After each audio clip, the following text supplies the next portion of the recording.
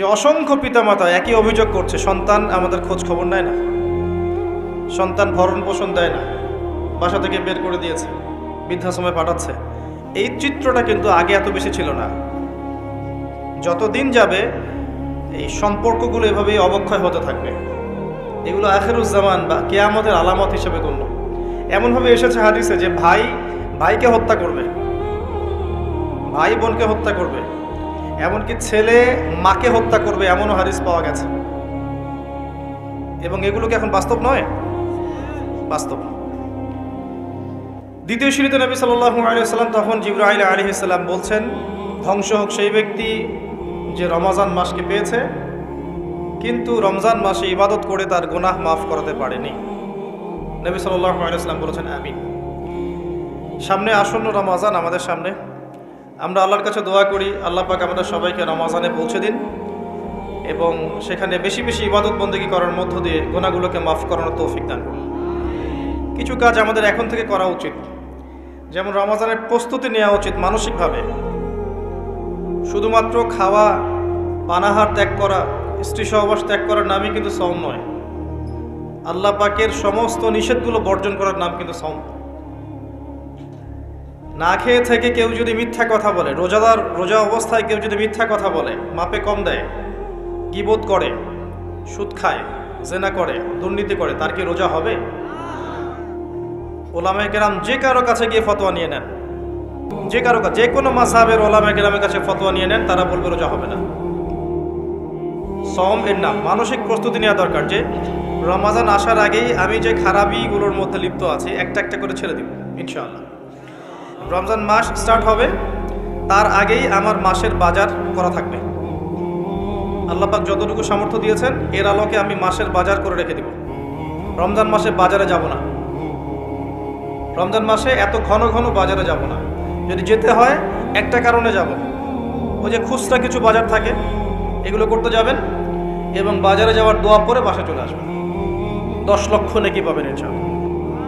আর রমজান মাসে তো যে কোনো আমল আরো 70 গুণ বৃদ্ধি করা হয়, তাই না? কি দোয়া? বাজারে গিয়ে দোয়া পড়লে 10 লাখ নেকি হয়। যেই বাজার সম্পর্কে নবী সাল্লাল্লাহু আলাইহি ওয়াসাল্লাম বলেছেন এটা সবচেয়ে নিকৃষ্ট জায়গা আল্লাহর কাছে, আর মসজিদ সবচেয়ে উৎকৃষ্ট জায়গা, তাই না? সবচেয়ে নিকৃষ্ট কেন? কারণ বাজারে গেলে মানুষ আল্লাহকে ভুলে যায়। খেয়াল করে দেখবেন বাজারে গেলে মানুষ আল্লাহকে সাধারণত ভুলে যায়, দুনিয়াবি কাজে মানুষ বেশি ব্যস্ত হয়ে যায়। এই যে আমরা আল্লাহওয়ালা মানুষের সোহবতের কথা বলি, এটা এই কারণে যে তারা আপনাকে আল্লাহর কথা স্মরণ করায় দিবে। এই কারণে সোহবত ইম্পর্টেন্ট, গুরুত্বপূর্ণ।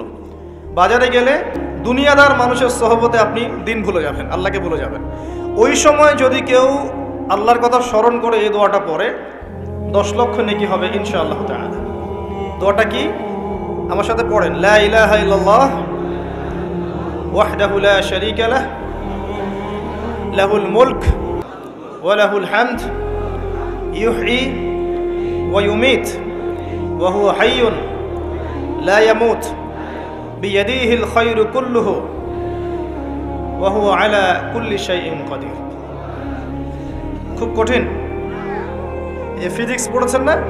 Physics, chemistry, biology, medical science, BBA, MBA, doctorate, BCS coaching, কত কি করেছেন। এখানে এর চেয়ে কঠিন পড়া পড়তে হয় নাই? সম্ভব। এগুলো সম্ভব না, এগুলো অবশ্যই করা উচিত। চেষ্টা থাকলে আল্লাহ পাক তৌফিক দিবেন ইনশাআল্লাহ তাআলা।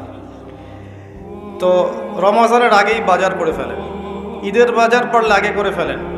স্পেশালি বাড়ির মা বোনদের দিকে খেয়াল রাখবেন, এই যে ঈদ আসলে যেন এত বেশি বাজারে না যায়। ঈদটা কাদের জন্য?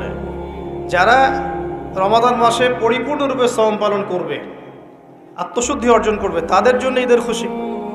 কদ আফলাহা মান তাযাক্কা ওয়া যাকারা ইসমা রাব্বিহি ফাসাল্লা। কাদের জন্য?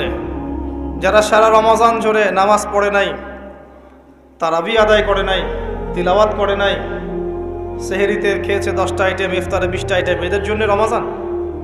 রমজান মাসেও দুর্নীতি ছাড়তে পারেনি, সুদ ঘুষ ছাড়তে পারেনি, জেনা করেছে, ব্যভিচার করেছে, ঘুষ খেয়েছে, মানুষের সম্পদ আত্মসাৎ করেছে, এদের জন্য রমাদান। রমাদান আসলেই দেখবেন বাজারে পণ্যের দাম বাড়িয়ে দেওয়া হয়। কি জন্য ভাই? এই কাজটা কি গভর্নমেন্ট করে? ব্যবসায়ীরা করেন। কেন করেন? রমজান মাসে আপনার সুযোগ, আপনি মানুষকে কম দামে খাওয়ালে আল্লাহ আপনাকে অফুরন্ত নেকি দিবেন ইনশাআল্লাহ। বিভিন্ন মুসলিম কান্ট্রিতে গিয়ে দেখবেন রমজান মাসে বাজার নিয়ন্ত্রিত হয়, একদম প্রাইস কমে যায়। ইল্লা বাংলাদেশ, আমাদের এখানে দেখবেন প্রাইস রিচ করছে। এই প্রাইস রিচিংটা কারা করে? গভর্নমেন্ট করে? ব্যবসায়ীরা করেন। কেন করেন? সিন্ডিকেট কেন করেন? এই সময় কেন মাপে কম দেন? এই একটা সিজন ব্যবসা করে নেবেন এই জন্যে? এখানে যদি আপনি প্রকৃত মুমিন হতেন, মুসলিম হতেন, তাহলে আপনি জনগণের জন্য দাম কমিয়ে দিতেন এবং আপনারা মিলে সওয়াব অর্জনের একটা মাধ্যম বানাতেন যে আজকে আমার একটা হোটেলে ব্যবসা আছে, আমি আজকে ইনশাআল্লাহ 10 জন রোজাদারকে ইফতার করব ফ্রি। করানো যায় না? এটা করলে আপনার রিজিক কমে যাবে। আল্লাহ আপনাকে যে রিজিক দিয়েছেন, একটা দানা না খেয়ে পৃথিবী থেকে যাবেন? যাবেন না। কি জন্য অন্যায় পথে যাচ্ছেন? মাল মজুত করে রেখে দিবে, মাল কিনা আগে থেকেই মজুত করে রেখে দিবে, যখন দাম বাজারে ইচ্ছা করে একটা সিন্ডিকেট তৈরি করার চেষ্টা করা হবে, মানব সৃষ্ট। তারপর এরাই আবার চক্রবৃদ্ধি করে দামটা বাড়িয়ে দিল, মাশাআল্লাহ। আর জনগণ দেখবেন ওই যে চাল ডাল কেনার জন্য ট্রাকের পিছনে দৌড় দিচ্ছে। এই কৃত্রিম সংকট তৈরি করেছি আমরা। আল্লাহ পাক রিজিক দিয়েছেন অফুরন্ত আসমান জমিন থেকে, মানুষ এইসব দুর্নীতি করে রিজিকগুলো নষ্ট করেছে। বিশ্বের বুকে একমাত্র দেশ, অনন্য একটা দেশ, যেখানে আল্লাহ পাক আসমান জমিনের বারাকার দরজা খুলে দিয়েছেন। শস্য শ্যামল, সুজলা সুফল, আপনি যে কোনো প্রোডাক্ট এখানে উৎপন্ন করতে পারবেন। মাটি এমন উর্বর, আপনার সমুদ্র আছে, প্রাকৃতিক সম্পদ আছে, আপনার গ্যাস আছে, কয়দিন পর তেল আসবে ইনশাআল্লাহ, নদী নালা আছে, অক্সিজেন ফ্রেশ পাবেন, খাবার ফ্রেশ পাবেন। আমাদের প্রোডাক্ট যদি আমরাই খেতাম, খেয়ে শেষ করতে পারতাম না, জানেন? আর যদি আমরা ঠিকঠাক মতো আমাদের এই প্রোডাক্টগুলোর হক আদায় করতাম, মাপে কম না দিতাম, মানুষের ভালো চিন্তা করতাম, নিজের স্বার্থ কম চিন্তা করতাম এবং টাইম টু টাইম জাকাত দিতাম, আমাদেরকে ওয়ার্ল্ড ব্যাংক থেকে লোন নিতে হতো না। আমার কথা বুঝতে হলে ইকোনমিক্স বুঝতে হবে। এই লোন শোধ করতে আমাদেরকে সুদ দিতে হয় এবং এটা সরকারের পক্ষে হিমশিম খেতে হয়, কষ্টকর হয়ে যায়। যদি প্রত্যেক মুসলিম সঠিক সময়ে জাকাত দিত এবং এই জাকাতগুলোকে যদি কালেক্ট করার মতো কোনো পথ ও পদ্ধতি থাকতো উপরের লেভেল থেকে, যে সব মুসলিম নিসাব পরিমাণ সম্পদ হলেই জাকাত দিতেই হবে বাধ্যতামূলক, আপনি দেখতেন ওই যে কিসের ব্রিটেন, আমেরিকা আর কিসের রাশিয়া, চায়না, এদের চেয়ে বেশি ডেভেলপমেন্ট করতে পারতাম আমরা ইনশাআল্লাহ। বড় বড় সেক্টরে, মিলিটারি সেক্টরে, মিডিয়ায়, আপনার ফাইন্যান্সে, মেগা প্রজেক্টগুলোতে এবং টেকনোলজিতে দেখতেন, মিলিটারি সায়েন্সে, অস্ত্রশস্ত্রের প্রত্যেকটা ক্ষেত্রে দেখতেন বাংলাদেশ সুপার পাওয়ার হতো। আমরা কয়জন জাকাত দেই, কয়জন ট্যাক্স দেই? আমরা নিজেরা ঠিক না হলে ভাই কোশ্চিনকালেও অবস্থার উন্নতি হবে না। এটা প্রথম কথা। নিজেরা ঠিক না হলে আলাইকুম আনফুসাকুম লা ইয়াদুররুকুম মান দাল্লা ইন ইহতাদাইতুম, এটা শুনেন আগে ভালো করে। নিজে ঠিক না হলে কখনো আমরা মাথা তুলে দাঁড়াতে পারব না। আমরা যখন অন্যের কাছে লোন নেই, তখন তারা আমাদের সাথে এমনভাবে বিহেভ করে, মনে আমরা ওরা দাস মনে হচ্ছে, আমাদের কিনে ঠাট্টা মশকরা করে। এগুলো সব মিডিয়া আসে এখন। আমরা যদি সঠিকভাবে জাকাত দিতাম, সিন্ডিকেট না করতাম, দুর্নীতি না করতাম, আল্লাহকে ভয় করে চলতাম, বিশ্বাস করেন আল্লাহ পাক এত চমৎকার একটা ভৌগোলিক অবস্থা আমাদেরকে দিয়েছেন আমাদের দেশকে, যে এমন কোনো বিষয় নাই যেটা আল্লাহ পাক এখানে দেন নাই। প্রত্যেকটা জিনিস, 5টা মৌলিক বিষয় লাগে না? খাদ্য, বস্ত্র, বাসস্থান, শিক্ষা, চিকিৎসা। কোনটা নাই বলেন তো? এটা কিন্তু আল্লাহ দ্রোহী মানুষদের কারণে হয়নি, আল্লাহওয়ালা মানুষরা এখানে আছেন বলে এটা হয়েছে। এখানে অগণিত ওলামায়ে কেরাম এসেছিলেন, পীর বুজুর্গ এসেছেন, শায়েখ এসেছেন, আধ্যাত্মিক মানুষ এসেছেন। এই জমিনটা কিন্তু পবিত্র। ইতিহাস পড়ে দেখেন, এই জায়গার ইতিহাস পড়ে দেখেন, বহু আল্লাহওয়ালা মানুষ এসেছেন, দিন প্রচার করেছেন, চলে গেছেন। এখনো অফুরন্ত আল্লাহওয়ালা মানুষ আনাচে কানাচে পড়ে আছে এই দেশে।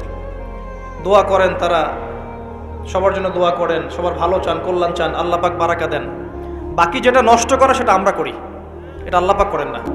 যাহারাল ফাসাদু ফিল বাররি ওয়াল বাহরি বিমা কাসাবাত আইদিন নাস। জলে স্থলে যত বিপর্যয় ছড়িয়ে পড়েছে, এটা মানুষের হাতের কামাইয়ের কারণে, আমাদের কারণে। যাই হোক, একটা পয়েন্ট থেকে আমি অন্যদিকে চলে গেছি। রমজান মাসে মানুষকে খাওয়ান, কমায় দেন, দাম কমায় দেন, মানুষকে খাওয়ান। ব্যবসায় বাজার কৃত্রিম সংকট তৈরি করবেন না। আল্লাহর ওয়াস্তে আপনি একটা হোটেলের মালিক হলে 10টা মানুষকে ইফতার করান। আপনি একটা কাপড়ের দোকানের মালিক, আপনি প্রতিদিন একটা করে কাপড় এমন কাউকে হাদিয়া দিতে পারেন যার কাপড় কেনার সামর্থ্য নাই। রমজানে মানুষ ইবাদত করার জন্য মুখিয়ে থাকে, আর আমরা এই সময় নিজের আখের গোছানোতে ব্যস্ত থাকি। এটা ঠিক না। জাকাত যাদের ফরজ হয়ে গেছে রমজান মাসে ক্যালকুলেট করেন, জাকাত দিয়ে দেন। এবং যদি পারেন সামাজিকভাবে কালেক্ট করেন, রাষ্ট্রীয়ভাবে কালেক্ট করেন। যদি পারেন সংগঠন আছে না, ছোট ছোট অ্যাসোসিয়েশন, এগুলো দিয়ে কালেক্ট করেন। সবার মাঝে বিলান, যেখানে উপযুক্ত খাতে বিলান। ইকোনমিক সিস্টেমটা সুন্দর হবে। এমনও মানুষের কাজ, মানে মানুষকে জাকাত দেওয়া জায়েজ আছে যে অমুসলিম, কিন্তু আমরা চাচ্ছি সে ইসলামের সৌন্দর্য দেখে ইসলাম কবুল করুক। মুআল্লাফাতি কুলুবুহুম, একটা খাত আছে, 8টা খাতের একটা খাত। আমরা কখনো এই কাজটা করেছি?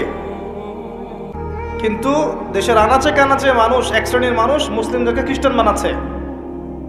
এই খবর আছে আপনার? খবর পাবেন না, কারণ তারা আমাদের মতো আবেগী না, আমাদের মতো বোকাও না। কেন আমরা আবেগী, কেন বোকা? মনে করেন কিছু একটা করলাম, একদম ভিডিও করে ছবি তুলে সারা মিডিয়া অনলাইন ফাটায় ফেলায় যে আজকে আমি একটা কাজ করেছি। কিন্তু আজকে যে ব্যক্তিটা খ্রিস্টান হয়ে গেছে, এ কিন্তু অনলাইনে আসে নাই। যে ওকে খ্রিস্টান বানিয়েছে সেও পোস্ট দেয়নি এই যে আমি আজকে একজনকে খ্রিস্টান বানালাম, দিয়েছে? এই জায়গায় বুদ্ধিবৃত্তিক পার্থক্য আছে আমাদের সাথে ইসলামের শত্রুদের। আমাদের মরক্কো থেকে ইন্দোনেশিয়া পর্যন্ত দেখবেন ইসলামিক কান্ট্রি, একটা চেইনের মতো, সবাই মুসলিম কান্ট্রি। অস্ত্র শক্তি, গভর্নমেন্ট, জনগণ সব আমাদের মুসলিম। এর মাঝখানে একটা কান্ট্রি দেখবেন, ইসরায়েল। সবার ঘুম হারাম করে রেখে দিয়েছে।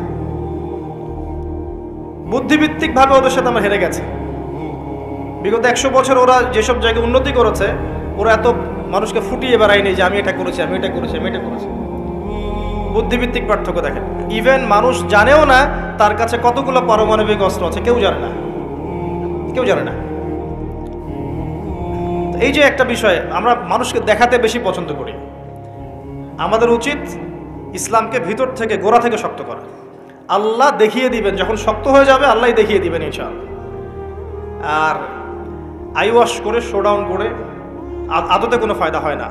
আল্লাহ পাক আমাদেরকে বোঝার তৌফিক দান করুন, আমিন। রমজান মাসে এই কাজগুলো করেন। আমি এখানে একটু সময় নিচ্ছি, কারণ আসন্ন রমজানে আমরা এমনভাবে কাজে লাগানোর চেষ্টা করব রমজান মাসটাকে ইনশাআল্লাহ, যাতে করে এই মাসটাতে আমরা আমাদের পুরো জীবনের গোনাগুলো মাফ করাতে পারি। প্রথম কাজ 5 ওয়াক্ত সালাতে অভ্যস্ত হওয়া। রমজান মাস শুরু হয়ে গেলেই প্রথম দিন থেকেই কিন্তু আপনি 5 ওয়াক্ত নামাজে যেতে পারবেন না জামাতে, যদি আপনি এখন থেকে জামাতে অভ্যস্ত না হন। তাই এখন থেকে প্রস্তুতি। রমজান মাসেই গিয়ে আপনি জাকাত ক্যালকুলেট করতে পারবেন না, এখনই আপনি সম্পদের হিসাব করেন, উলামায়ে কেরামের কাছে যান, জাকাতের হিসাব করেন। এমনকি আপনি এটাও করতে পারেন, আপনার সম্পদের যে মিরাজ আছে, মিরাজ বন্টন, এটা এখন থেকে জেনে নিয়ে সেভাবে বন্টন করা শুরু করেন। এটা একটা সমস্যা আমাদের দেশে, আমাদের মুসলিমদের মাঝে। মানুষ মারা গেলে সম্পত্তি নিয়ে কাউয়া কাচাল শুরু হয়, তাই না? জীবিত অবস্থায় কেন বন্টন করছেন না? ওই যে কয়দিন আগে দেখলেন না, ব্যাংক কর্মকর্তা একজন মারা গেল, ফেসবুকে দেখেছেন? দাফন করতে দিচ্ছে না, 2 ছেলে ঝগড়া করছে, দলিল নিয়ে বসে আছে। সুবহানাল্লাহ, মানুষের টাকায় তার কাফন কিনে দাফন করা হলো। জীবিত থাকতেই সম্পত্তি বন্টন করে দেন, যার যার হক তাকে তাকে দিয়ে দেন, নিজের হক আল্লাহর কাছে চান, আপনি সুখে থাকবেন। কারণ আমি বারবার বলি, মানুষ মানুষের অবস্থানকে ভালোবাসে, মানুষ মানুষের অবস্থানকে ভালোবাসে। আজকে আপনার অবস্থান ভালো, আপনাকে সবাই ভালোবাসছে, ঠিক আছে, কিন্তু আপনি যদি তাদেরকে তাদের প্রাপ্য না দেন, আপনার ইন্তেকালের পর তারা আপনার কথা নাও স্মরণ করতে পারে। আল্লাহকে ভালোবাসেন, আল্লাহর সন্তুষ্টির জন্য যার যার হক তাকে তাকে দিয়ে দেন, নিজের হক আল্লাহর কাছে চেয়ে নেন, আপনি সুখে থাকবেন ইনশাআল্লাহ। তো এই কাজগুলো রমজান আগেই করে ফেলেন, বাজার ঘাট করে ফেলেন। এটা আমি টিপস দিচ্ছি এই কারণে, বাজারটা অনেক বেশি সময় নষ্ট করবে আপনার। রমজান মাসে অনেক বেশি সময় আপনার বাজার খেয়ে ফেলবে। এই যে 1-1.5 মাস বাকি আছে, এখন থেকে কোরআন পড়া শিখে নেন। 1.5 মাস সময় লাগবে না ইনশাআল্লাহ, যদি আপনি আলেমের কাছে মাদ্রাসায় গিয়ে কোরআনের তেলাওয়াতটা শেখেন। রমজান মাসে প্রত্যেক দিন 1 পারা করে পড়বেন, পারা যাবে? 30 দিন 30 পারা, 1 মাসে কোরআন খতম, পারা যাবে না? নামাজ মিস দিবেন না জামাতের সাথে, আল্লাহ পাক তৌফিক দান করুন বক্তা শ্রোতা সবাইকে। এবং তারাবি সালাত মিস দিবেন না। তারাবির নামাজ কয় রাকাত এটা নিয়ে ঝগড়া করেন না, আপনি নামাজের কোয়ালিটি বাড়িয়ে দেন। নামাজটা একদম রাসূল সাল্লাল্লাহু আলাইহি ওয়াসাল্লামের সুন্নাহ মোতাবেক আদায় করার চেষ্টা করেন। নবী সাল্লাল্লাহু আলাইহি ওয়াসাল্লাম পা ফুলে যেত না, নামাজ পড়তে পড়তে পা ফুলে যেত না, দীর্ঘ সময় দাঁড়িয়ে থাকতেন। সবচেয়ে সুন্দর তেলাওয়াত যার তাকে ইমাম করেন, সবচেয়ে সেরা হাফেজকে ইমাম করেন, যার তেলাওয়াত শুনলেই নামাজের মনোযোগ নামাজে ফিরে আসে, এমন মানুষকে ইমামতির দায়িত্ব দেন। মুয়াজ্জিন যিনি হবেন সুললিত কণ্ঠের মানুষকে মুয়াজ্জিন বানান। আজান আল্লাহু আকবার শুনলেই কলিজা টানে মসজিদে নিয়ে আসে। ওয়ালাহুম আযানুন লা ইয়াসমাউনা বিহা ওয়ালাহুম আ'য়ুনুন লা ইবসিরুনা বিহা উলাইকা কাল আনআম। এই আনআমদের আল্লাহর কোনো প্রয়োজন নাই। আল্লাহ পাক তার দিনকে বিজয় করার জন্য আল্লাহর মুখলেস বান্দা তৈরি করবেন ইনশাআল্লাহ। একজন সরে যাবে 10 জন আসবে, 10 জন সরে যাবে 100 জন আসবে। ছেলে থাকবে না মেয়ে আসবে, এই প্রজন্ম থাকবে না নতুন প্রজন্ম আসবে। আল্লাহ পাক এই দিনটাকে প্রতিষ্ঠা করবেন ইনশাআল্লাহ, এ বিষয়ে কোনো সন্দেহ নাই, সন্দেহের কোনো অবকাশই নাই। যদি আমরা দায়িত্ব পালন না করি ইয়াস্তাবদিল কওমান গায়রাকুম, অন্য কওমকে আল্লাহ পাক স্থলাভিষিক্ত করবেন। সুম্মা লা ইয়াকুনু আমসালাকুম, তারা তোমাদের মতো অপদার্থ হবে না। আল্লাহর কিচ্ছু যায় আসে না আপনাকে আমাকে, জানেন? এই যে আমরা বেঁচে আছি দুনিয়ার বোঝা হয়ে বেঁচে আছি, আমরা পৃথিবীর বোঝা, এই উম্মতের বোঝা, আবর্জনা। আমরা প্রত্যেকেই, আমি নিজেকেও বলছি, আমরা উম্মার আবর্জনা। আমরা যদি উম্মার কিছু হতাম, আমাদের দ্বারা উম্মা বিজয় লাভ করত। আমাদের টার্গেট এখন একটা, দুনিয়া। আমাদের টার্গেট দুনিয়া, ভোগবিলাস, খাওয়া দাওয়া, ব্যাংক ব্যালেন্স, টাকা পয়সা, বাড়ি গাড়ি, স্ত্রী সন্তান, এতটুকু। মাঝে মাঝে আমরা জুমার নামাজে আসি, ঈদের নামাজ পড়ি, রমজান মাসে রোজা না রাখলেও তারাবিতে আসি, যাকাত দেই কি না দেই, সদকা একটু করি, বছর বছর হজ উমরা করি, টুপি লাগাই, দাড়ি লাগাই, ব্যাস ভোটের সিজন আসলে আবার ওইটা দিয়ে ভোট চাই। এই হলো আমাদের চরিত্র। আমাদের আল্লাহর কোনো প্রয়োজন নাই। আল্লাহ পাক বলেছেন ইন তানসুরুল্লাহ ইয়ানসুরুকুম, তোমরা যদি আল্লাহকে সাহায্য করো তখন আল্লাহ তোমাদেরকে সাহায্য করবেন। ইন্নাল্লাহা লা ইউগাইয়িরু মা বিকওমিন হাত্তা ইউগাইয়িরু মা বিআনফুসিহিম, কোন কওমের অবস্থা আল্লাহ পাক ততক্ষণ ঠিক করেন না যতক্ষণ ওই কওম তাদের অবস্থা সংশোধন করছে না। আলাইকুম আনফুসাকুম, নিজের নফস ঠিক করো, নিজে ঠিক হও। বেসিক জিনিস ঠিক নাই তো আমাদের। বড় বড় চিন্তা করছেন, বেসিকটা ঠিক নাই তো। দেখবেন ম্যাক্সিমাম মানুষ নামাজ পড়ছে না, ম্যাক্সিমাম মানুষ কোরআন পড়তে জানে না। বেশিরভাগ বোন আমাদের বেহায়াপনা, বেপর্দায় চলছে। ম্যাক্সিমামের রিজিক হারাম, জানেন? ম্যাক্সিমাম রিজিক হারাম, সুদ আর ঘুষ আর জেনার, এই যে দুর্নীতি, করাপশন দিয়ে ভর্তি। আল্লাহর ওয়াস্তে সত্য কথা বলতে শেখেন, নিজের নফসের সাথে সত্য বলেন যে আসলেই আমার রিজিকটা কতটুকু হালাল। সুদবিহীন মানুষ খুঁজে পাওয়া দুষ্কর এখন। সুদ খায় না বা সুদ দেয় না বা সুদের সাক্ষী থাকে না বা লিখে রাখে না বা লোন নেয়নি, এরকম মানুষের সংখ্যা খুব কম। 2-1টা হাতে গোনা পাবেন কিনা আল্লাহ ভালো জানে। একটা গ্রামে যাবেন, প্রত্যন্ত গ্রাম, সেখানে দেখবেন 10টা সুদী এনজিও করে আছে। রিজিক আমাদের হারাম। ম্যাক্সিমাম পরিবারকে গিয়ে দেখেন, পরিবারের মধ্যে পর্দা থাকবে না। ম্যাক্সিমাম পরিবার দেখেন বস্তুবাদী, খালি দুনিয়ার পিছনে ছুটছে। সাংস্কৃতিক অঙ্গনে গিয়ে দেখেন অপসংস্কৃতিতে ভর্তি হয়ে গেছে। যুবকদের দিকে তাকায় দেখেন, ম্যাক্সিমাম মেজরিটি সংখ্যক মাদকের সাথে সম্পৃক্ত। আপনি দেখবেন হয় মাদক, নাহলে গার্লফ্রেন্ড, নাহলে হয়তো গেমস এন্ড স্পোর্টস, নাহলে দেখবেন আপনি মুভিজ দেখছে, পর্নোগ্রাফি দেখছে, হয়তো গাড্ডাবাজি করে, গুন্ডা মাস্তানি করে সময় নষ্ট করছে। কোনো জীবনে কোনো উদ্দেশ্যই নাই। মানে জীবন যাপন এমনভাবে করছে মানে ও কখনো মরবেই না। মানে ও পরকালের ফিকির তো দূরের কথা, নামাজে ডাকবেন বলবেন প্যান নষ্ট, আমি যাইতে পারি না। ইল্লা মাশাআল্লাহ, এর বাইরে আল্লাহ পাক কিছু মানুষকে তৈরি করেছেন, করবেন এবং করছেন, যাদের জীবনের উদ্দেশ্য জান্নাত, যারা তাওহীদের সাথে শিরককে আপোষ করবে না, যারা সুন্নতে থাকবে, বেদাত করবে না, যারা হালাল খাবে, হারামে যাবে না, পরিবারকে ঠিক করে পর্দায় রাখবে, দিনের জ্ঞান অর্জন করবে, প্রচার প্রসার করবে, আগামী প্রজন্ম তৈরি করবে, এবং যাদের মধ্যে আল্লাহর দ্বীনকে প্রতিষ্ঠা করার মুজাহাদা থাকবে। এমন মানুষ আছে, ছিল, ভবিষ্যতে আসবে। তাদের সংখ্যা নিতান্তই কম হবে, কিন্তু তাদের জন্য একটা সুসংবাদ আছে। সেটা হচ্ছে কাম মিন ফিআতিন কালিলা গালাবাত ফিআতান কাসীরা বিইذنিল্লাহ। আল্লাহ পাক বলেছেন কত ছোট ছোট সম্প্রদায় ছিল যারা বড় বড় কওমের উপর বিজয় লাভ করেছে।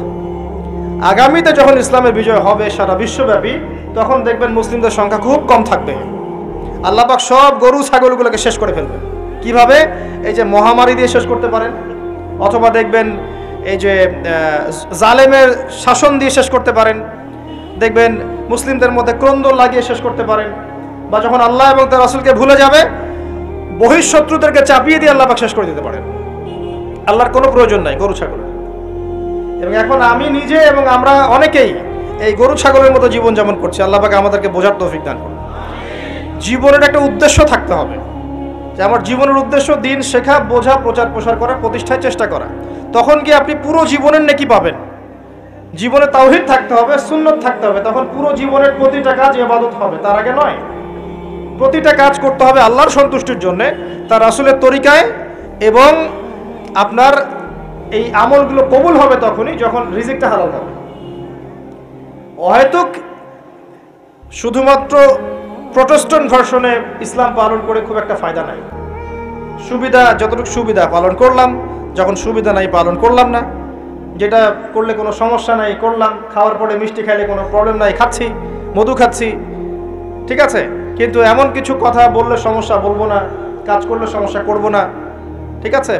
আপনি দেখবেন নামাজে পাক্কা মুসল্লি, কপালে সেজদার দাগ আছে, অর্থনৈতিক জীবনে পাক্কা সুদখোর, কারণ সুদ ছাড়লে চাকরি থাকে না। বাস্তবতা এমন ভাই, বাস্তবতা খুব কঠিন এবং বাস্তবতা খুবই খারাপ। বাস্তবতা হচ্ছে আমাদের নৈতিক অবস্থা এখন খুব খারাপ। এই জন্য প্রাইমারি লেভেলের কাজগুলো বেশি বেশি করা দরকার এখন। এই জন্য যারা ইসলাহ সংশোধনের চেষ্টা করছে, এইসব আত্মশুদ্ধিওয়ালা মানুষদের সোহবতে গিয়ে থাকেন, আত্মশুদ্ধিওয়ালা মানুষদের সাথে দেখা সাক্ষাৎ করেন, সোহবত নেন, পরামর্শ নেন, জীবন গড়েন। একা একা বই পড়ে বা দুই একটা লেকচার শুনে আপনার সারা জীবন পরিবর্তিত হবে না। কনস্ট্রাকটিভ কাজে আসেন এবং শৈথিল্যতাবাদী হয়েন না, একই সাথে বলবো চরমপন্থী হয়েন না। চরমপন্থী হলে উম্মার ক্ষতি আছে। উম্মার বেস ঠিক নাই, একটা বাড়ির ভিত্তি এখন ঠিক নাই, এবং যারা ভিত্তি ঠিক করবে এই মানুষদের সংখ্যা দিন দিন কমে গেছে। কমার পিছনে আমাদেরও ভূমিকা আছে, আমরাও তাদেরকে কম বিতর্কিত করতে ছাড়ি নাই। এবং কোন কোন ক্ষেত্রে আমরা একে অপরের সাথে গীবত তহমত করে, সমালোচনা করে, কাদা ছড়াছড়ি করে এতটা সময় নষ্ট করেছি যে উম্মার অনেক ক্ষতি হয়ে গেছে। কথাগুলো খারাপ লাগলেও বাস্তব। আমি ইতিহাসের ছাত্র। যখন বাগদাদ আক্রমণ করেছিল এই যে তাতাররা, মঙ্গোলিয়ানরা, এটা জানেন তো? মঙ্গোলিয়ান যারা ছিল, ওই যে হালাকু খা, চেঙ্গিস খানের বংশধর যারা ছিল, এরা যখন বাগদাদ আক্রমণ করেছে, এরা ছিল প্রচণ্ড পাশবিক। মাত্র 40 দিনের মধ্যে এরা 10-20 লাখ মানুষকে হত্যা করে ফেলেছে বাগদাদে। এই হত্যাটা কিন্তু গুলি করে না, জবাই করে। 10 লাখ 20 লাখ মানুষকে জবাই করে হত্যা করা চারটাখানি কথা না। কি পরিমাণে হিংস্র ছিল চিন্তা করেন। ইতিহাসের পাতায় আছে যে মঙ্গলদের এক একজন নারী সে হাজার হাজার মুসলিমকে হত্যা করেছে, এক একটা মহিলা। ওই সময় যারা ওই আব্বাসীয় খেলাফতের দায়িত্বে ছিল, এরা সোনা দানা সব জমা করে তাদের এই যে মাটির নিচে জমা করেছিল। আর ওদের লিডার, মঙ্গোলিয়ানদের লিডার যখন এই বাদশাকে গলায় দড়ি দিয়ে শেষরায় নিয়ে যাচ্ছে সবার সামনে, তখন তাকে বলছে তোমাদের সম্পদগুলো কোথায়? সে দেখিয়ে দিল সম্পদ মাটির তলে। তখন সে ওই যে হালাকু খার যে বংশধর লিডার, সে সোনাদানাগুলো বের করে এই বাদশার মুখের মধ্যে ঠোসানো শুরু করল। খা, খিদা লেগেছে, পানির পিপাসা লেগেছে, তখন তাকে সোনা খাওয়াচ্ছে, রূপা খাওয়াচ্ছে, খা। তো সে বলছে আমি কি খাবো, সোনা রূপা তো খাওয়ার জিনিস নয়। তখন ওই মঙ্গল কমান্ডার বলছে এই সোনা দানাগুলো জমায় না রেখে যদি জনগণের কল্যাণে ব্যয় করতে, এই জনগণ তোমাকে আজকে বাঁচাতে আসতো। ওরা বুঝতে পেরেছিল। কথা বুঝতে পারছেন? যে পয়েন্টে কথা বলতে যাচ্ছি সেটা হচ্ছে এই, ওই সময়ও কিছু কিছু মুসলিম যখন তারা আক্রমণ করেছে, তখন কিছু কিছু মুসলিম আপসে বাহাস করছিল, বাহাস, একে অপরের সমালোচনা, ডিবেট, যেটা আমরা এখন বেশি করতে চাই, যে কাকড়ার গোশত খাওয়া হালাল না হারাম, এইটা নিয়ে তারা বাহাসে পড়েছিল। চিংড়ি খাওয়া হালাল না হারাম, এটা নিয়ে বাহাসে ছিল। ওই সময় কোনটা বেশি গুরুত্বপূর্ণ ছিল, এই বাহাসটা না ওদেরকে প্রতিহত করা? এটা বোঝার জন্য আপনার ডক্টরেট ডিগ্রি নেওয়ার দরকার আছে, মাদ্রাসা ফারেক হওয়ার দরকার আছে, কমন সেন্স। এখন পর্যন্ত বিশ্বে আমরা এই কাজটাই করছি। আপনি খেয়াল করে দেখবেন সারা ওয়ার্ল্ড ওয়াইড মুসলিমদের অবস্থা এখন এরকমই, চতুর্দিক থেকে চাপ আছে। এত সহজ না, চতুর্দিক থেকে মুসলিমদের চাপ আছে। পলিটিক্যাল, জিওপলিটিক্যাল, ইকোনমিক্যাল, সামাজিক, সোশ্যাল, আপনার এই যে সাংস্কৃতিক চাপ, অর্থনৈতিক, প্রত্যেকটা দিক থেকে দেখবেন নৈতিকতার অবক্ষয় আছে। এখনো আমরা ওই বিষয়গুলো নিয়েই ইখতিলাফে ব্যস্ত আছি। একে অপরের গীবত করছি, সমালোচনা করছি, গীবত তহমত দিচ্ছি, একে অপরের নিন্দা না করতে পারলে ওয়াজ মাহফিল সুষ্ঠুভাবে হচ্ছে না, ইত্যাদি ইত্যাদি। আমরা জানি না কবে আমাদের কমন সেন্সের উদয় হবে, কবে বুঝতে পারবো আমরা যে আমরা এক উম্মাহ, আমরা সবাই এক, সবার মাঝে কিছু কিছু বিষয়ে মতানৈক্য থাকতে পারে, এটা স্বাভাবিক। এরপরেও আপনি আমার ভাই, আমি আপনার ভাই। কোনোদিনও আমাদের সবার সব বিষয় এক হবে না। কশ্চিনকালেও প্রতিটা বিষয়, প্রতিটা মাসলাকে, আকীদাগত বিষয় হোক আর আমলের হোক আর মুআমালাতের হোক, আমরা কখনো সবগুলো বিষয়ে ঐক্যমতে পৌঁছাতে পারবো না, থাকবেই ইখতিলাফ। এরপরও যদি আমরা সবাইকে এক উম্মাহ মনে করতে ব্যর্থ হই, এই অবস্থা হবে। আসেন, আলোচনা অনেক গভীরে চলে গেছি, বাইরে আসে। বেশি গভীর বললে মাথার উপর দিয়ে যাবে, বুঝতে পারবেন না। আল্লাহ পাক 7 শ্রেণীর মানুষকে আরশে আজিমে ছায়ায় ছায়া দিবেন। এক শ্রেণী হচ্ছে যারা ন্যায়পরায়ণ শাসক। যারা ন্যায়পরায়ণ শাসক হবে তাদের সামনে দুইটা গন্তব্য, হয় তারা আরশে আজিমের ছায়া ছায়া পাবে, নচেত জাহান্নামের আগুন অপেক্ষা করছে। কারণ প্রত্যেকটা দায়িত্ব সম্পর্কে আল্লাহ পাক জিজ্ঞাসা করবেন। এবং নবী সাল্লাল্লাহু আলাইহি ওয়াসাল্লাম একটা হাদিসের মধ্যে বলেছেন যে তোমরা কি জানো কিয়ামতের মাঠে সবচেয়ে বড় মিসকিন কারা হবে? সাহাবায়ে কেরাম বলছেন, আমরা তো মনে করি যার সম্পদ কম, অর্থবিত্ত কম, সেই সবচেয়ে বেশি মিসকিন, সবচেয়ে বড় মিসকিন। আল্লাহর নবী সাল্লাল্লাহু আলাইহি ওয়াসাল্লাম বলছেন, বরং প্রকৃত মিসকিন সে ব্যক্তি যে কিয়ামতের মাঠে নামাজ, রোজা, হজ, যাকাত, আমলের নেকি নিয়ে উঠবে, পাহাড় সম নেকি নিয়ে উঠবে, কিন্তু অনেক পাওনাদার দাঁড়িয়ে থাকবে। কারো হক নষ্ট করেছে, কারো গীবত করেছে, কারো অপবাদ, কাউকে অপবাদ দিয়েছে, কাউকে অত্যাচার করেছে, সবাই দাঁড়িয়ে থাকবে। এদের হক আদায় না করা পর্যন্ত সে পুলসিরাত পার হতে পারবে না।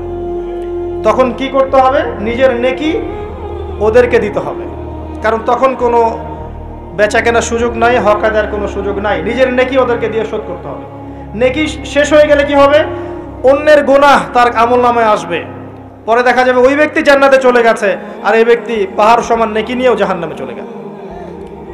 অতএব দায়িত্ব যারা পালন করবেন তাদেরকে খুব সতর্ক সাবধান থাকতে হবে যে আপনার দ্বারা কল্যাণ ছাড়া যেন অকল্যাণ না হয়। আল্লাহ পাক তৌফিক এনায়েত করুন। দ্বিতীয় শ্রেণী হচ্ছে সেই যুবক বা যুবতী যারা নিজেদের যৌবনটাকে আল্লাহর ইবাদতে কাটিয়েছে।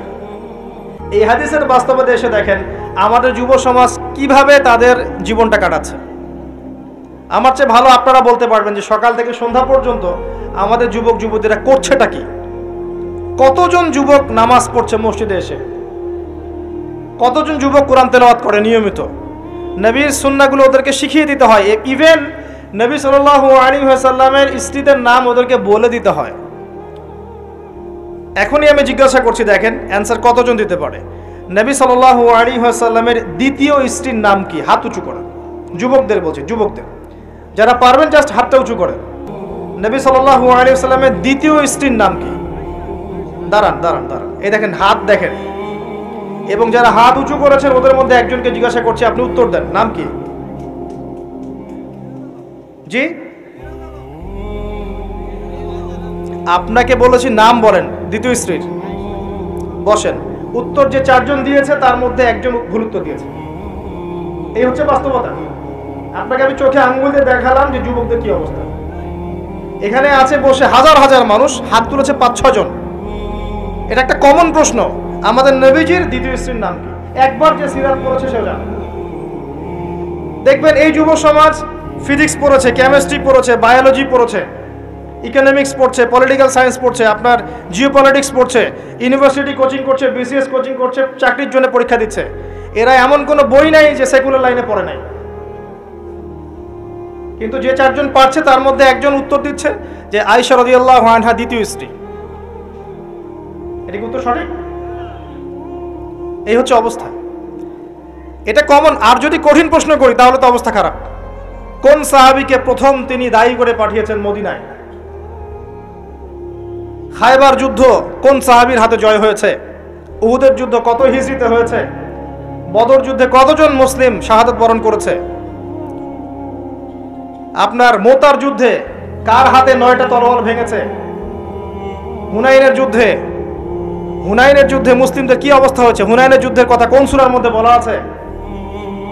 একটু কঠিন প্রশ্ন করলে তো অবস্থা খারাপ। আমি করে লজ্জিত করতে চাচ্ছি না, এই জন্য প্রশ্নগুলো করলাম না। যারা মাদ্রাসা লাইনে পড়েছেন তারা হয়তো উত্তর দিতে পারে, কিন্তু লক্ষ লক্ষ কোটি কোটি জেনারেল পড়ুয়া ছাত্র এরা উত্তর দিতে পারে না। তাহলে এরা কি আমাদের মুসলিম উম্মার অংশ নয়? এদেরকে ইসলাম সংশোধন না করে দিনের পথে না আনতে পারলে একটা বড় অংশ কি জাহিলিয়াতের মধ্যে থাকবে না? আগামী 10-20 বছর পর দেখবেন এরাই অর্থনৈতিক সেক্টরে যাচ্ছে, এরাই পলিটিক্সে যাবে, এরাই সোশ্যাল দায়িত্বে যাবে, এরাই দেখবেন বিভিন্ন জায়গায় চলে যাবে। তখন আরেকটা মূর্খ জেনারেশন আপনার মাথার উপর চেপে যাচ্ছে। এরপরে যে জেনারেশন আসছে, আমাদের সন্তান, আমার মেয়ে, আপনি এমন মানুষকে আপনি মুয়াজ্জিন বানায় দেন, যাকে তাকে বানায় না, ভাইবা নেন, পরীক্ষা নেন, টেস্ট করেন, তারপরে দেন। ইমাম সাহেব, খতিব সাহেব, তারাবির নামাজ যারা পড়াবেন তাদের তো বউ বাচ্চা কাছে আছে না, পরিবার নাই, তাদেরকে ভালো হাদিয়ার ব্যবস্থা করেন, যাতে তাদের অন্য কোনো ফিকির না থাকে। রমজান মাসে এগুলোই তারা করবে ইনশাআল্লাহ। আপনি তার পরিবারের দায়িত্ব নিয়ে নেন। আমরা সবাই যদি একটু একটু করে দায়িত্ব নেই, তার পরিবারের দায়িত্ব নেওয়া সম্ভব না? তারা কি সমাজের নিম্ন শ্রেণীর মানুষ?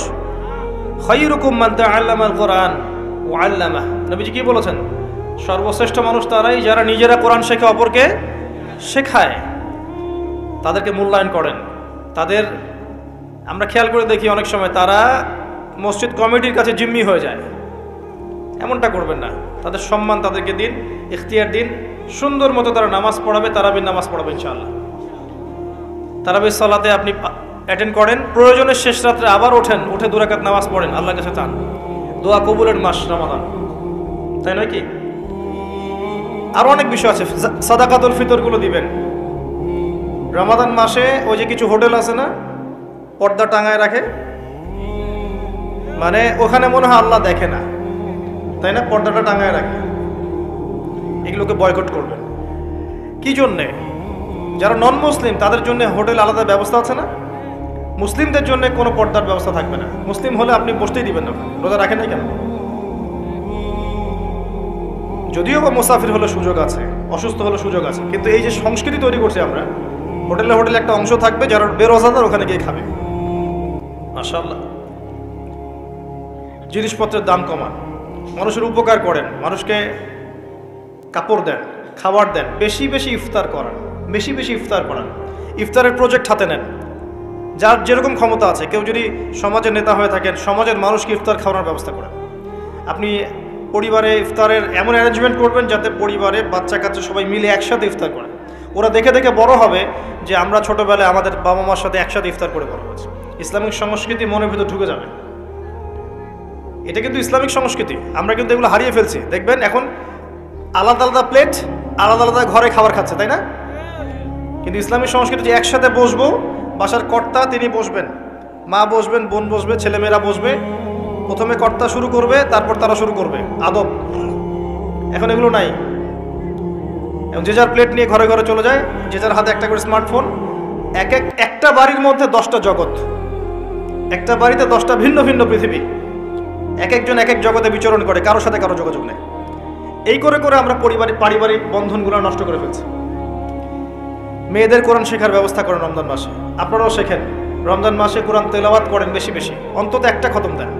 যারা হাফেজে কোরআন তারা বেশি বেশি খতম দেন, বেশি বেশি তেলাওয়াত করেন, প্রত্যেক হরফে 10 নেকি হবে। এই মাস কোরআন নাজিলের মাস। আর কি আছে? যারা কোরআনে বিজ্ঞ পারদর্শী তাদের উচিত কোরআন এবং সুন্নাহ এই মাসে গবেষণা করা, করে 30 দিন 30টা দার্স দেয়া। পারা যাবে না? মসজিদে কোনো একটা ওয়াক্তে নামাজের পরে 30 দিন 30টা সাবজেক্টে কথা বলবে। একদিন সালাত, একদিন সাওম, একদিন যাকাত, একদিন তাওবা, একদিন মনে করেন আত্মশুদ্ধি, একদিন তাজকিয়া, একদিন সুদ ইত্যাদি। এক একটা দিন এক একটা সাবজেক্টে কথা বলা যায় না? 10 মিনিট, 15 মিনিট, 20 মিনিট করে মসজিদ ভিত্তিক কাজগুলো করেন। ইনশাল্লাহ দেখবেন রমজান মাসটা প্রাণবন্ত হবে। আর যদি রমজানে দেখা যায় লকডাউন হয়ে গেছে সব কিছু, যদি দেখা যায়, আল্লাহ না করুক, আপনার জন্য আরও মোক্ষম সুযোগ, সারাদিন বাসায় ইবাদত করবেন, কোনো সমস্যা নেই। রমজান মাসে অপসংস্কৃতিগুলো বন্ধ করে ফেলবেন। বাসায় এসব মুভিজ, তারপরে যে আপনার ডিশ অ্যান্টিনা কী কী আছে এগুলো আমি ঠিক বুঝি না, টাটা স্কাই কী কী জানি আছে না, এগুলো সব বন্ধ করে দেবেন, এগুলো রাখবেন না। যদিও বা বাসায় একটা টিভি এখনকার ফোনের চেয়ে অনেক ভালো। কোন সেন্সে বললাম? আগে এমন ছিল যে বাসায় একটা টিভি আছে ডাইনিং রুমে, যেখানে সবাই একসাথে বসে টিভি দেখতো, তাই না? সবাই একসাথে মিলে একটা মুভি দেখতো, একটা বাংলা সিনেমা দেখছে বা নাটক দেখছে, এমন ছিল। তখন কি হতো, ছেলে বাবার অগোচরে খারাপ কিছু দেখতে পারতো না, চ্যানেল চেঞ্জ করতে পারতো না, পারতো? এখন সবার হাতে স্মার্টফোন, সবাই ঘরে ঘরে যে যার মতো পর্নোগ্রাফি দেখছে, কেউ কারোটা দেখে না। ওইটাও এর চেয়ে ভালো ছিল। আর এগুলো শয়তানের যন্ত্র, আপনি বাসায় স্থান দিবেন না। রমজান মাসে তো মোটেই না।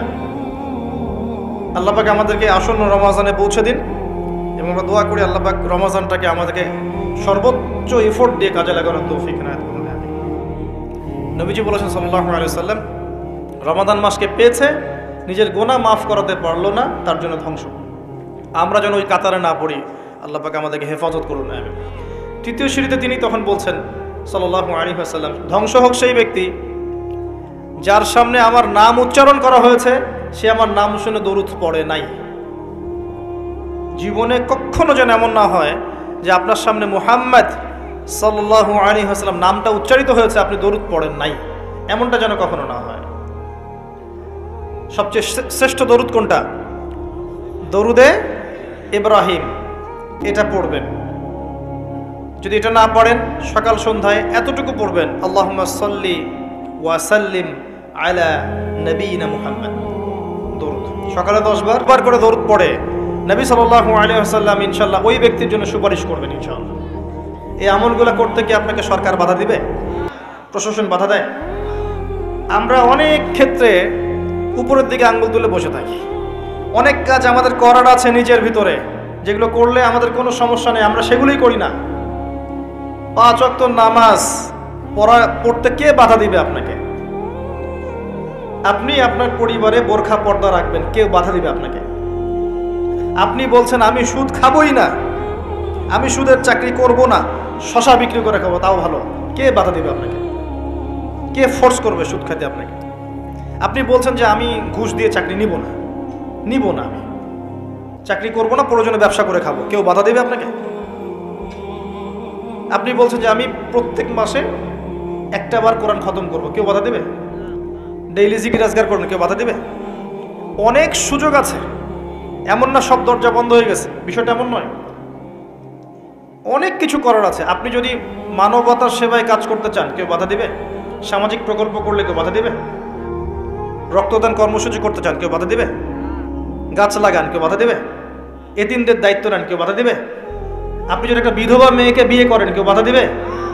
একটা তালাকপ্রাপ্ত মেয়েকে বিয়ে করে আপনি তার দায়িত্ব নিয়েছেন, তার গার্ডিয়ান হয়েছেন, কেউ বাধা দিবে? এগুলো নেককার কাজ নয়, এগুলো সৎ কাজ নয়। তো সৎ কাজ করার রাস্তা কি সব বন্ধ হয়ে গেছে? আল্লাহ পাক এই জন্যই বলেছেন, ইয়া আইয়ুহাল্লাযীনা আমানু, হে মুমিনগণ, আলাইকুম আনফুসাকুম, তোমরা নিজেরা নিজেদের আত্মশুদ্ধির খবর নাও, নফসের খবর নাও। লা ইয়াদুররুকুম মান দাল্লা ইন ইহতাদাইতুম ইলাল্লাহি মারজিউকুম জামিআন ফায়ুনাব্বিউকুম বিমা কুনতুম তা'মালুন। আসেন, জুমার এই দিনে অনেক আমল আছে যেটা আপনাকে আল্লাহর কাছাকাছি নিয়ে যাবে ইনশাআল্লাহ, রাসূল সাল্লাল্লাহু আলাইহি ওয়াসাল্লামের সুপারিশ পাইয়ে দিবেন ইনশাআল্লাহ। তার মধ্যে একটা কাজ হচ্ছে বেশি বেশি দরুদ পড়া। পারবো ইনশাআল্লাহ? আপনি একটা টার্গেট নেন যে আমি এই জুমার দিনে 100 বার দরুদ পড়বো, পড়া যাবে? কেউ বাধা দিবে? আমি বলছি না 100 বারই পড়তে হবে, এটা আমি বলছি না, কিন্তু আমি সংখ্যা ফিক্স করতে বলছি না। আপনি একটা টার্গেট নিয়েছেন যে আমি 100 বার মিনিমাম পড়বো আজকে, কেউ বাধা দিবে? এটা কি বেদাত হয়ে যাবে? আচ্ছা, জুমার দিন অন্যতম একটা আমল হচ্ছে, অন্যতম আমল সেটা হলো জুমার সলাতের জন্যে, ভালো করে শোনেন, জুমার সলাতের জন্যে আগে আগে মসজিদে যাওয়া। আমরা কি করি, প্রথম রাকাত হয়ে গেছে, দ্বিতীয় রাকাতের শেষ বৈঠক বাকি আছে, দৌড় দিয়ে মসজিদে যান। অনেক মুসল্লি দেখবেন জাস্ট নামাজটা শুরু হওয়ার আগে আগে মসজিদে ঢুকবে, অথচ নবী সাল্লাল্লাহু আলাইহি ওয়াসাল্লাম বলেছেন, জুমার দিনে কেউ যদি সকাল সকাল উত্তম রূপে গোসল করে, উত্তম রূপে গোসল কোনটা এটা জানেন তো? আমরা ফরজ গোসল যেমন করে করি, এটা সর্বোত্তম গোসল। উত্তম রূপে গোসল করেছে, সবচেয়ে সেরা জামাটা পরেছে, সবচেয়ে সেরা উত্তম পোশাকটা। আমরা মসজিদে যাওয়ার সময় সবচেয়ে খারাপ পোশাকটা পরি। আর যদি দেখা যায় কোনো পলিটিক্যাল নেতা দাওয়াত করেছেন, সবচেয়ে সুন্দর কাপড় পরে গেলাম। দাঁড়ান, আপনি আল্লাহর সাথে মসজিদে দেখা করতে যাচ্ছেন, কেন সবচেয়ে নোংরা জামাটা পরে যাবেন? আপনি সবচেয়ে উত্তম পোশাক পরে যাবেন। দলিল দিব, ওই যে হাদিসে জিবরিল, জিবরাইল আলাইহিস সালাম মসজিদ নববীতে আসলেন, এসে নবী সাল্লাল্লাহু আলাইহি ওয়াসাল্লামের হাঁটুর সাথে হাঁটু লাগিয়ে বসলেন। ওই হাদিসের মধ্যেই আছে, দেখবেন, রজুলুন শাদীদুল বায়াদু সিয়াব, একদম উত্তম ধবধবা কাপড় পরে সে মসজিদে এসেছে, প্রমাণ। তো জুমার দিনে যদি আপনি সবচেয়ে সেরা সুন্দর পোশাকটা পরেন, আগে উত্তম রূপে গোসল করেন, আতর খুশবু ব্যবহার করেন, ব্যবহার করে আপনি খুতবা শুরু হওয়ার আগেই, খুতবা মানে বয়ান, এটা শুরু হওয়ার আগেই আপনি পায়ে হেঁটে মসজিদে আসেন, ইমাম সাহেবের কাছাকাছি বসেন এবং মনোযোগের সাথে তার খুতবা শোনেন, কাউকে কষ্ট না দেন, এমনকি কারোর সাথে এতটুকু না বলেন যে চুপ কর। কেউ পাশে কথা বলছে, আপনি এতটুকু বলবেন না, চুপ করো। সাহাবায়ে কেরাম হাতের মধ্যে পাথর রাখতেন, ছোট ছোট, যদি দেখতেন কেউ কোনো জরুরতে কথা বলছে, পাথর নিয়ে ঢিল দিতেন, মুখ দিয়ে বলতেন না, চুপ করো। এই কাজ যদি কেউ করে এবং ইমামের সাথে নামাজ শেষ করে, নবী সাল্লাল্লাহু আলাইহি ওয়াসাল্লাম বলছেন প্রত্যেক পদক্ষেপে 1 বছরের রোজা, 1 বছরের নফল নামাজের নেকি পাবেন। এই ফজিলতটা আপনি জুমার দিনে অর্জন করতে পারেন। কয়েকটা কাজ আবার বলছি। প্রথমে উত্তম রূপে গোসল করা, সকাল সকাল, তারপরে সবচেয়ে সুন্দর পোশাক পরা, আতর খুশবু ব্যবহার করা, পায়ে হেঁটে মসজিদে যাওয়া, বাহনে চড়ে নয়, অনেক দূরে থাকলে আলাদা কথা, পায়ে হেঁটে যাওয়া, তারপর ইমাম সাহেবের কাছাকাছি বসা, ইমাম সাহেবের কাছাকাছি বসে মনোযোগের সাথে খুতবা শ্রবণ করা, খুতবায় কোনো কথা বলবে না, কাউকে বিরক্ত করবে না, কাউকে কষ্ট দিবে না, যে ফোন নিয়ে টিপাটিপি করবে না, ঠিক আছে? এবার ইমাম সাহেবের সাথে নামাজ শেষ করবে। প্রত্যেক পদক্ষেপের বিনিময়ে 1 বছরের নফল সওম, 1 বছরের নফল নামাজের নেকি হবে ইনশাআল্লাহ। পারা যাবে ইনশাআল্লাহ। জুমার দিন আরেকটা আমল আছে, যদি পারেন করবেন, সবার পক্ষে হয়তো সম্ভব হয় না, তবে যে করতে পারবেন তার জন্য বিশাল ফজিলত আছে। সেটা হলো, এটা শুধু জুমার দিনেই নয়, অন্য দিনেও করা যায়, তবে জুমার দিনটা আমরা একটু গুরুত্ব দিই এই কারণে বলছি। ফজরের নামাজ জামাতে পড়া, ফজরের নামাজ জামাতে পড়া, এরপরে উঠে চলে না যাওয়া, বসে থাকা, বসে বসে আল্লাহর জিকির করতে থাকা, তাসবিহ তাহলিল তিলাওয়াত, আপনার যত আমলগুলো করেন আপনি সকাল সন্ধ্যা জিকির আজকার, এগুলো শেষ করা, শেষ করে সূর্য উঠে গেল, পিছনে সূর্য উঠে গেল, সূর্যটা একটু উঠে গেছে, ইশরাকের সময় হয়েছে, আপনি এখন 2 রাকাত নফল নামাজ পড়লেন, পড়ে বাসায় ফিরে গেলেন। নবী সাল্লাল্লাহু আলাইহি ওয়াসাল্লাম বলছেন একটা কবুল হজ, একটা কবুল ওমরার নেকি হবে ইনশাআল্লাহ। এটা করা যায় জুমার দিনে, কারণ জুমার দিনে আমরা কম বেশি মসজিদে আসি, আল্লাহ পাক আমাদেরকে তৌফিক দান করুন। আর 2-1টা কথা বলছি, বলে আমি অন্য প্রসঙ্গে যাচ্ছি। জুমার দিন আরেকটা গুরুত্বপূর্ণ কাজ হচ্ছে দোয়া করা। কি করা? বেশি থেকে বেশি দোয়া করা। 2টা মুহূর্ত আছে এই দিনে যে দোয়া করলে দোয়া কবুল হবেই ইনশাআল্লাহ, আল্লাহ পাক ফিরিয়ে দিবেন না ইনশাআল্লাহ। যদি আপনার আকীদায় শিরক না থাকে, যদি আপনার আমলের মধ্যে বেদাত না থাকে, এবং যদি আপনার রিজিকে হারাম না থাকে, ইনশাআল্লাহ দোয়া কবুল হয়ে যাবে। সময় 2টা হচ্ছে, ইমাম সাহেব খুতবা শুরু করেছেন, এখান থেকে সালাম ফিরানোর আগ পর্যন্ত, ইমাম সাহেব খুতবা শুরু করেছেন, এখান থেকে সালাম ফিরানোর আগ পর্যন্ত মনে মনে দোয়া করতে থাকবেন। আরেকটা হচ্ছে আসরের সালাতের পর থেকে মাগরিব পর্যন্ত, এই সময়টুকুর মধ্যে দোয়া কবুল হবে ইনশাআল্লাহ। করা যাবে? আমাদের অনেক চাওয়া আছে না, নিজের জন্যে, পরিবারের জন্যে, সুস্থতার জন্যে, আমাদের সমাজের জন্যে, দেশের জন্য আমাদের চাওয়া আছে না, উম্মার জন্য আমরা চাই না? এই চাওয়াগুলো পূরণের মোক্ষম সময় খুঁজে খুঁজে দোয়া করতে হয়, দোয়া কবুলের সময়গুলো খুঁজে খুঁজে দোয়া করতে হয়। যে এখন এই মজলিসে দোয়া কবুল হচ্ছে ইনশাআল্লাহ, যখন দিনের জন্য মানুষ বসে, এই জায়গায় মানুষের দোয়া কবুল হয়। যখন বৃষ্টি পড়ে তখন দোয়া করলে দোয়া কবুল হয়। রাতের শেষ অংশে দোয়া কবুল করলে দোয়া কবুল হয়। আপনি মুসাফির মানুষ, দোয়া করলে দোয়া কবুল হয়। জুমার দিনে এই ক্ষণগুলোতে দোয়া কবুল হয়। আজান হয়েছে, আজান এবং ইকামত এর মাঝখানে দোয়া কবুল হয়। সেজদা দিয়েছেন নামার ছেলে, এদের অবস্থা যে কী হবে আল্লাহ ভালো জানে, যদি এখন থেকে এদেরকে আমরা সঠিকভাবে মানুষ করতে ব্যর্থ হই। এটা বাস্তবতা। অথচ আল্লাহ পাক আরশে আজিমের ছায়া দিবেন ওই যুবক যুবতীদেরকে যারা তাদের যৌবনকালটাকে আল্লাহর পথে কাটাবে। আর কিয়ামতের মাঠে যে অতিরিক্ত 5টা প্রশ্ন হবে, তার মধ্যে একটা হচ্ছে তোমার যৌবনকাল কোন পথে ব্যয় করেছে। আর আল্লাহ পাকের কাছে একজন বৃদ্ধ মানুষের ইবাদতের চাইতে যুবকদের ইবাদত যে কত বেশি প্রিয়, এটা আমি বোঝাতে পারবো না। আল্লাহ পাক অবাক হয়ে যান সেই যুবককে দেখে যার প্রবৃত্তির তাড়না নাই, সে আল্লাহর দ্বীনের পথে ছুটছে। এই যুবককে দেখে আল্লাহ পাক অবাক হয়ে যান এবং তার দোয়া যেভাবে কবুল হবে, একজন মানুষ যার পা কবরে অলরেডি চলে গেছে তার দোয়া কি সেভাবে কবুল হবে? দুজন ইবাদত সমান। এই বয়সে আপনি অনেক কিছু করতে পারেন। আপনি চাইলে এখন বড় সন্ত্রাসী হতে পারবেন, বড় জেনাকারী হতে পারবেন, আপনি চাইলে টিকটক সেলিব্রিটি হতে পারবেন, আপনি চাইলে এখন আরো খারাপ লাইনে যে মাদক সেবন করতে পারবেন, 30-40টা গার্লফ্রেন্ড চেঞ্জ করতে পারবেন, আপনাকে কেউ বাধা দিবে না। আপনি চাইলে 1-2 হাজার টাকা দিয়ে জেনা করতে পারবেন, উন্মুক্ত সব আপনার জন্য। ইভেন এখন আপনি চাইলে মদও খেতে পারবেন, লাইসেন্স দিয়ে আছে, আপনি করতে পারবেন। এই সময়টা আল্লাহ পাক দেখতে চান আপনি কি করেন।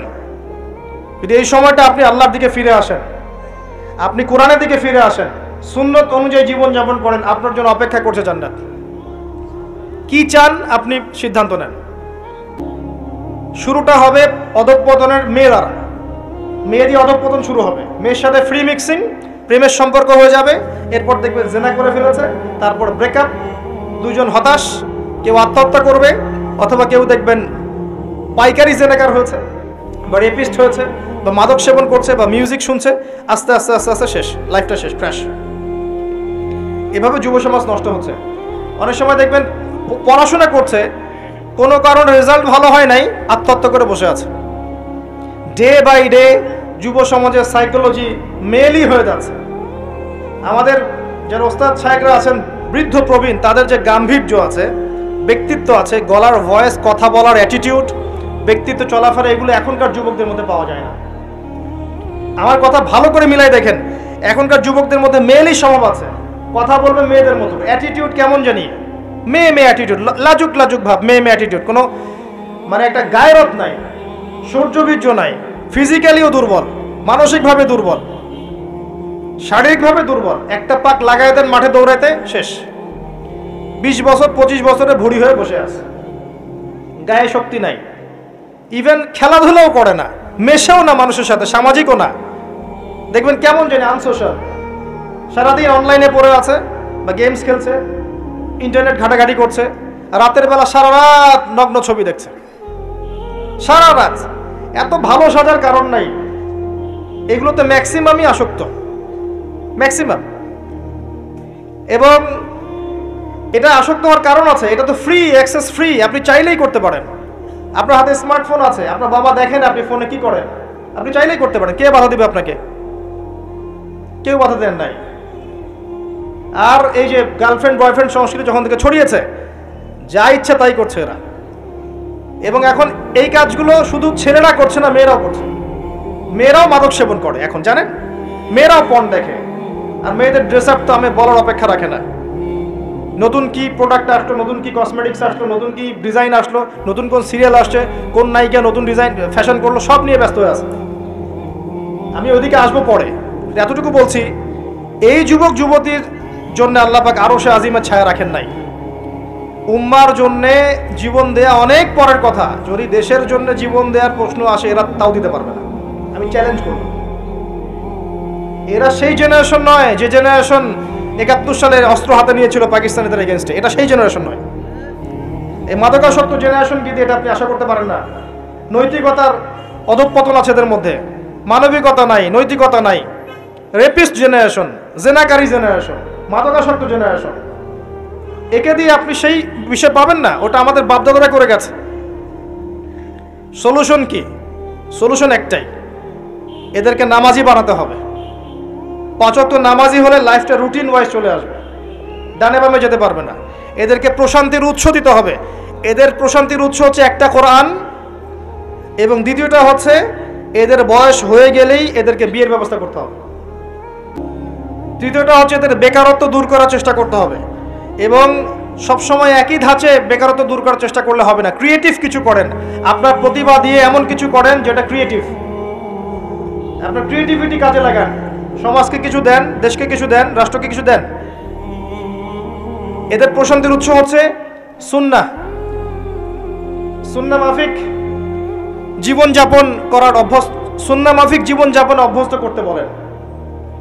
এই কাজগুলো না করতে পারলে, এবং আল্লাহওয়ালা মানুষের কাছে নিয়ে আসেন, আল্লাহওয়ালা মানুষদের কাছে এদেরকে নিয়ে আসেন, সহবতে আনেন, দেখা করান, আলেমদের কাছে দেখা করান, মেশান, তাদেরকে দেখে তারা দিন শিখবে। আল্লাহর রাস্তায় সময় দিতে বলেন, আস্তে আস্তে দেখবেন ইনশাল্লাহ লাইনে আসছে। আদারওয়াইজ আপনি এই জেনারেশনকে দিয়ে আগামীর ভবিষ্যৎ আশা করতে পারেন না। বাস্তবতা খুব খারাপ, বাইরে যা দেখা যাচ্ছে ভিতরটা এমন নয়। ভিতরে ঢোকেন, দেখবেন নোংরামি দিয়ে ভরে গেছে সবকিছু।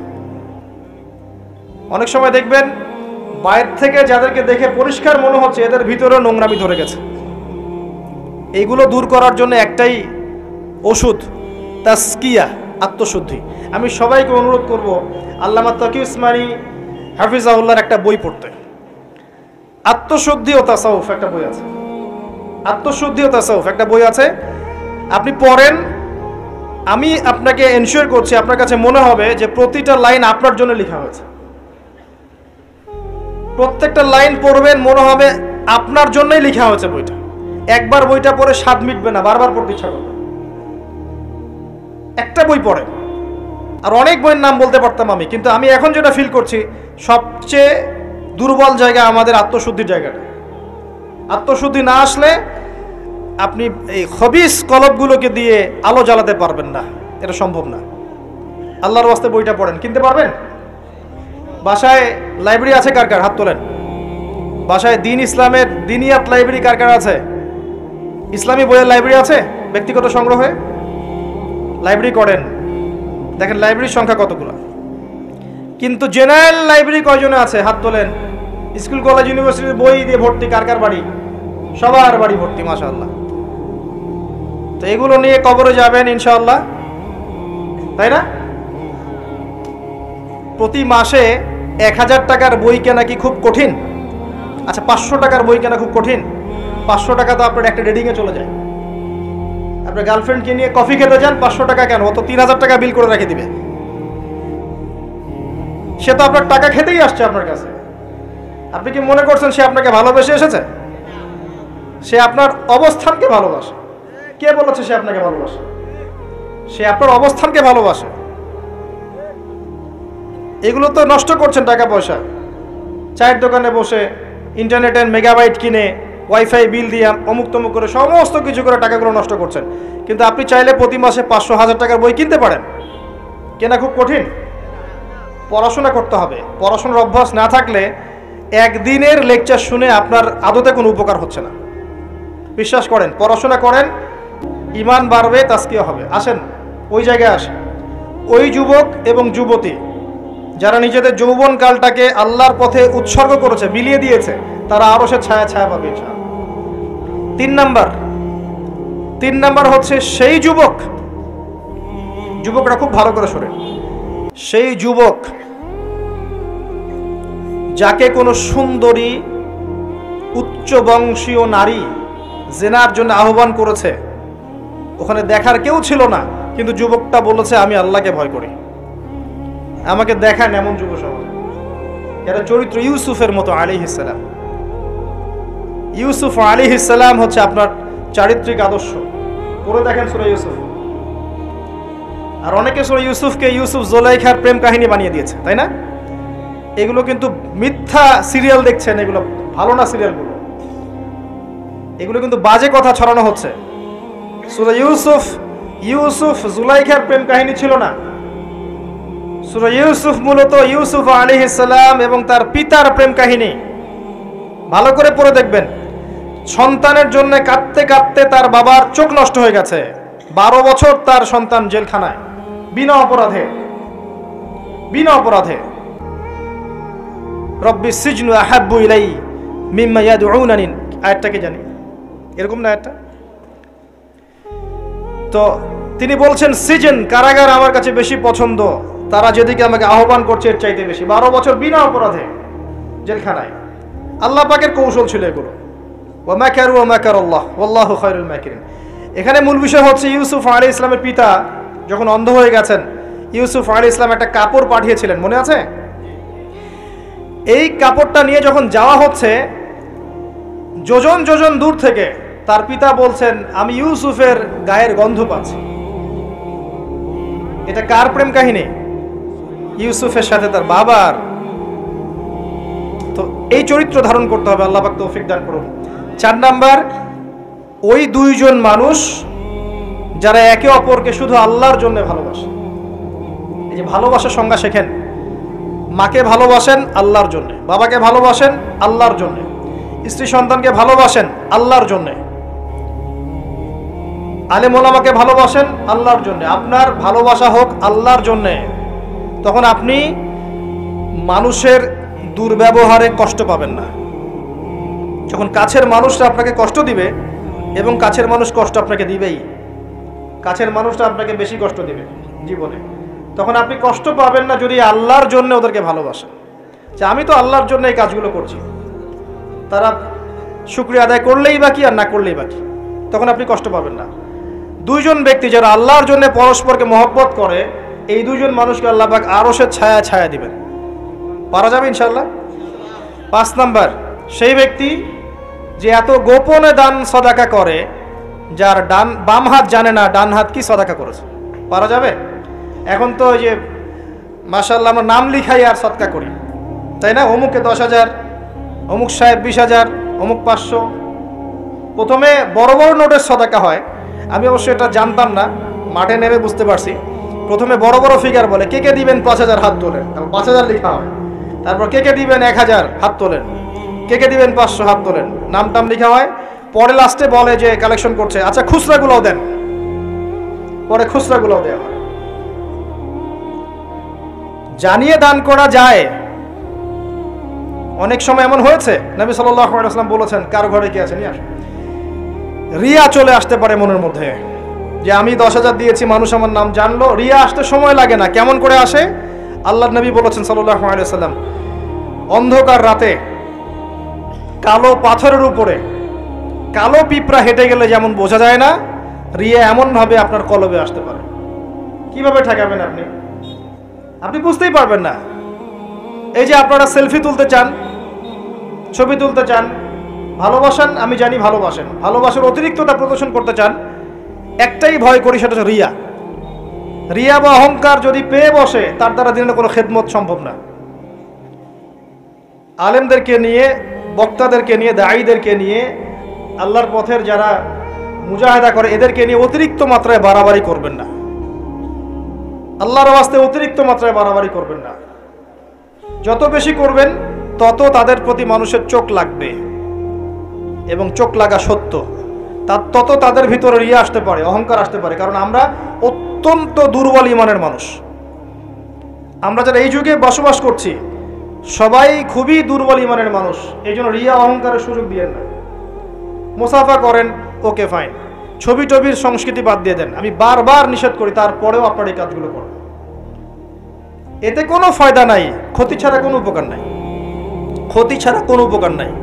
এমনকি বিনা কারণে যারা চিত্র অঙ্কন করে বা ছবি তৈরি করে, এদেরকে শাস্তি দেওয়া হবে। হাদিস আছে, ওলামায়ে কেরামকে জিজ্ঞাসা করেন, প্রাণ সঞ্চার করতে বলা হবে, যে এর মধ্যে প্রাণ ঢুকাও। এটা আমাদের সংস্কৃতি না তো।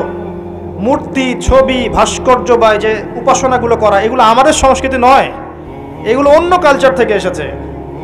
আমাদের সংস্কৃতি হচ্ছে আমল গোপন করে ফেলা, নিজেকে হাইড করা, গোপন করে রাখা। আল্লাহ পাক বোঝার তৌফিক দেখ তরুণ প্রজন্মকে। মনে কষ্ট নিবেন না, এটা বাস্তবতা। এগুলো করলে আমাদের মনের মধ্যে রিয়া অহংকার চলে আসে। আল্লাহর ওয়াস্তে আমাদেরকে মুখলেসভাবে দিনের পথে কাজ করতে দেন। শান্ত থাকেন, এত আবেগী হয়েন না, এত অতি উৎসাহী হয়েন না। শান্ত থাকেন, রিল্যাক্স থাকেন। দিনের বিজয় একদিনে এক তাকবীরে হবে না, একদিনে দিনের বিজয় হবে না। আস্তে আস্তে আস্তে আস্তে দিন এগিয়ে যাবে ইনশাআল্লাহ। আল্লাহ পাকের একটা সুন্নাহ, আল্লাহ পাকের একটা চিরন্তন সুন্নাহ হচ্ছে হুটহাট কিছু আল্লাহ পাক করেন না।